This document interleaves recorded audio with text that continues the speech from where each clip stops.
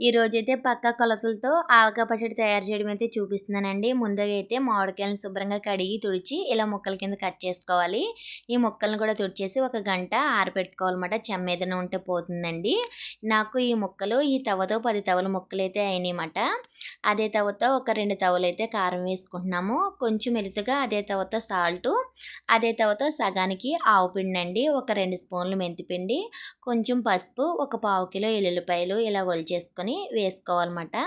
ఇవన్నీ బాగా కలిపేసుకోవాలండి. ఇలా కలిపేసుకొని ఇందులో ఒక 2 స్పూన్లు మెంతులు కూడా వేసుకొని బాగా కలిపేసుకొని ఈ కారపొడిని అయితే పక్కన పెట్టేసుకోవాలండి.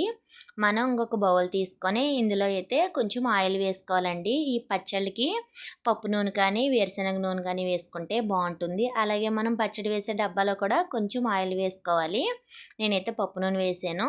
ఇలా ఈ నూనెలో ఈ ముక్కలన్నీ వేసుకొని నూనె పట్టేలాగా మనం ముందుగా తయారు చేసుకున్న కారపొడిలో ఈ ముక్కలు వేసేసుకొని ఈ ఆయిల్ ఈ కారపొడికి పట్టేలాగా బాగా కలిపేసుకోవాలండి. ఇలా కలిపేసుకొని మనం ఫస్ట్ ఆయిల్ వేసుకున్నాం కదా డబ్బాలో, అందులో అయితే ఈ ముక్కలన్నీ ఇలా పెట్టేసుకొని లాస్ట్లో మిగిలిన కారం కూడా పైన వేసేసుకొని మనం ఫస్ట్ దేవుకున్నాం కదండి, ఆ నూనె కూడా ఇందులో వేసేసుకుంటే మనకి పచ్చడి అయితే కలపడం తయారైపోతుందండి. ఇది మూడో రోజు ఒకసారి కలిపేసుకుంటే ఆవకాయ పచ్చడి అయితే తయారైపోతుంది. నెక్స్ట్ వీడియోలో మూడో రోజు కూడా పచ్చడి కలిపి మీకు వీడియో అయితే పెడతాను. అలాగే వీడియో నచ్చితే లైక్ చేయండి.